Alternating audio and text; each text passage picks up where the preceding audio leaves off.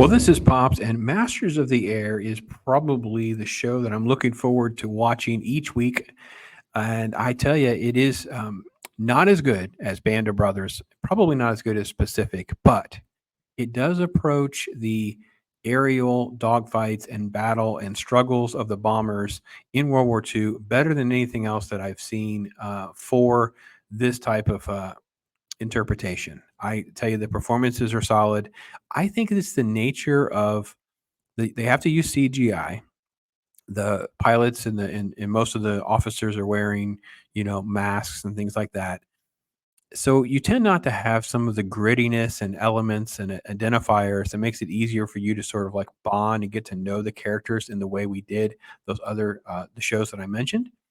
Uh, but at the same time, I don't want to take away from the fact that all of this is real life interpretation, real life experiences. So I had a good time with this. It basically jumps right into there's no real credits, there's no like recaps. It's just okay. We're going into this mission, and it's this crazy lecture, um, impromptu discussion about how they're going to go deep into German territory, dropping bombs in this massive aerial coordinated effort, multiple locations, which to create more confusion. And then instead of retreating and coming back and being very vulnerable on the return flight, they're going to proceed on to Africa. So I like the fact that there's just a lot of information. It aligned up pretty well because I did a little quick fact check on this one because I thought, man, this is really a complicated, cumbersome plan and scheme. And I felt very much like, wow, this is a crazy thing for like the higher ups to try to do with so many of their resources.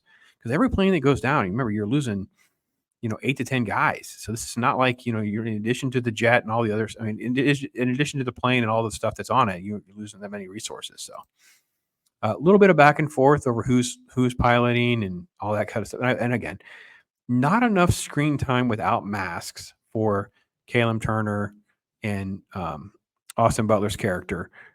These two are just fantastic, but you just don't get enough of them sort of like really shining through.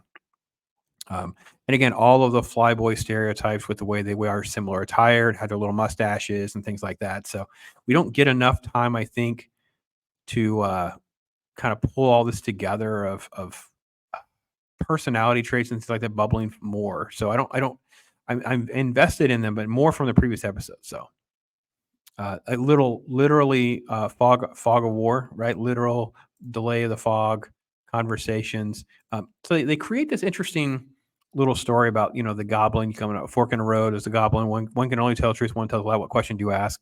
And it comes up later with like a complete nothing burger of it. I couldn't believe it. I really couldn't believe there was no real payoff for that setup, that they didn't have like a gag there. So I thought that was a little strange. But yeah, but I will say this. I mean, I know there's a ton of CGI and stuff like that, but they really do a good job of these shots and things like that. I think are fantastic. I think all this is great. I love getting to know them all a little bit. I don't know if they use their nicknames and stuff enough for me to keep track of them all. I wish there was more of that. We only really get one or two. Then a little bit of this, this conversation before we get to Barry Keoghan's character again. He must be a really, really small dude. I don't know exactly how big he is. He is fantastic on screen. He's an Irish actor. He's been in a lot of different things. I mean, I think that the least interesting thing was probably that Eternals movie. He was fantastic in The Banshees of Inisherin. I would say was in Dunkirk. He was in the cut scene. He was supposed to be the Joker, I believe, in the Batman. I think he was in that. He's been fantastic in everything, but he must just be like a little tiny dude, man. I don't know how tall he is, but I'm looking it up. Yeah, he's like 5'8", little tiny dude. It's like wow, but he's great. It's totally believable. Pulls it off wonderfully. So basically, and then it's just like military. I don't. This makes no sense to me. Like I don't understand. This is sort of the all quiet on the Western Front's point, right? You have the elite on high making decisions for all the grunts while they have their fruits and vegetables and don't have to be in any harm's way. It's like, well, we have all this fog, we have all these problems, we have all these issues. Well, we're just going to go anyway. This makes no sense. I don't understand why they wouldn't have waited a day. Why would you not wait for the next day or the next, whatever? It's like there was no real tip of the hand that they were coming. All right, so we get our credits. and we end up in the air. And basically, there's just no time wasted. So we're 15 minutes in, and it's just a lot of stuff's coming in at them fast, and you get just these great moments. Let's do a little shot. How fast it goes by. It's done very well. Now, again, I have mixed feelings over some of it because they do show a lot of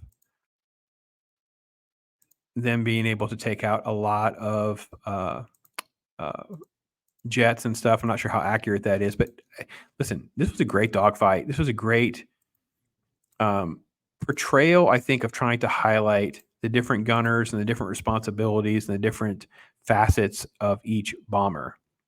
And then just the idea of how to try to keep them in the air. Man, it's crazy. So all this was fantastic. You end up with like this horrible trap scene where he can't get out, right? Just can't get out, doesn't know what to do. He's the one's trying to help the other one. Look, so I don't know if you guys remember the Steven Spielberg, he produced a show way back in the day called Amazing Stories, and there was a pilot trapped in the little gunner ball. What's the freaking term? I don't know what the term is, but it's just anyway. So Babyface is the kid's name in this one, but it really is kind of a similar story, right? The guy's trapped in the little turret, and the miracle ending of Amazing Stories. But here it doesn't end well, and actually it just ends so badly. I'm not sure anybody would have survived. So I liked it. Thought it was great. Lots of stakes. They don't have a problem dealing with that. So moving you along quickly. Other planes are getting hit. Other planes are like trying to figure out what to do. Great shots like this where you're seeing like the people parachuting out, other jets coming in, bombers getting hit. Look, I understand a lot of criticism for CGI and stuff like that, but I thought this was about as great as it's going to get, especially for a TV show.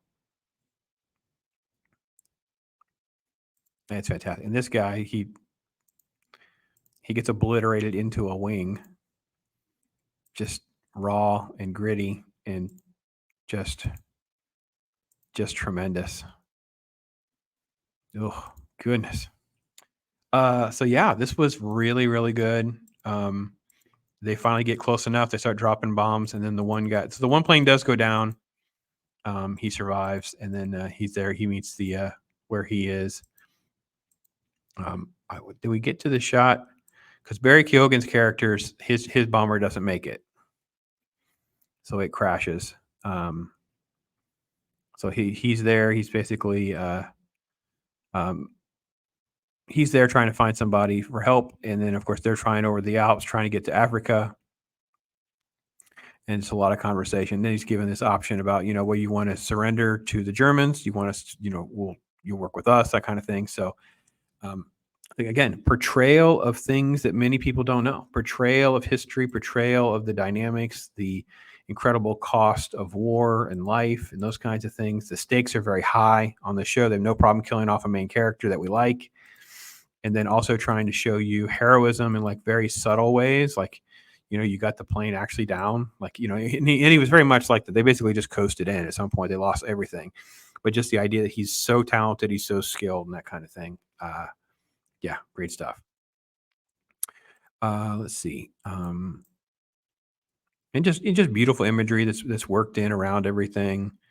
I'm having a good time with the show, despite whatever flaws and blemishes and warts it may have. I'm okay with that, giving the show a little bit of leeway. I assume this is like the next time on kind of thing. So, yeah.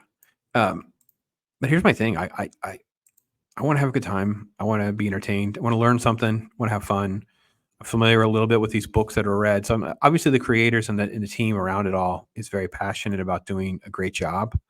So I don't want to take away from any of that with, I think I don't want to say frivolous nitpicking, but I think it's not going to be the kind of thing where you'd expect a TV series like this to have the budget to be able to do this with a lot more practical effects compared to being able to do practical work with what they were able to accomplish with Band of Brothers Pacific. Plus, I also think the time's different, HBO's different, just everything about things are different, and I think this is really a stand-up show. Where am I going to rank it? I thought 3 is really kind of a acquired taste. Like not everybody's going to be into episode 3. There's not a lot of meat on the bones. It's more like experiences being captured through the horror of war, and that's not necessarily for everyone. So it's more like a 3.5 to 4 stars out of 5. But overall, I think it's kind of where the show kind of lands in this between 3 and 4. It's very very solid. It's not going to be as great as Band of Brothers, but it's really really done well. And I don't I think I'm explaining why I feel the way I feel about the show's faults, because I'm not trying to blame it entirely on its execution and merits, more so because of the difficulty of what they're going to try to portray and comparing apples to pineapples of doing the other shows. So that's my take on it. Continue to enjoy hearing from you guys. Take care, everybody. I am Pops.